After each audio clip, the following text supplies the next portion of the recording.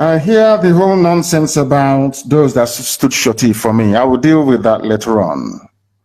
Because our people don't understand. They don't understand the politics of the zoo.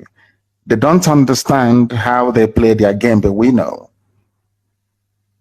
The people that got me out of custody is IPOB with the grace of the Most High Elohim. Not any politician. It was the same politicians that actually went and told their Fulani masters to keep me in custody. I know all of that. The only reason why they got involved was to craft a very stringent bail condition so that they will be able to control me.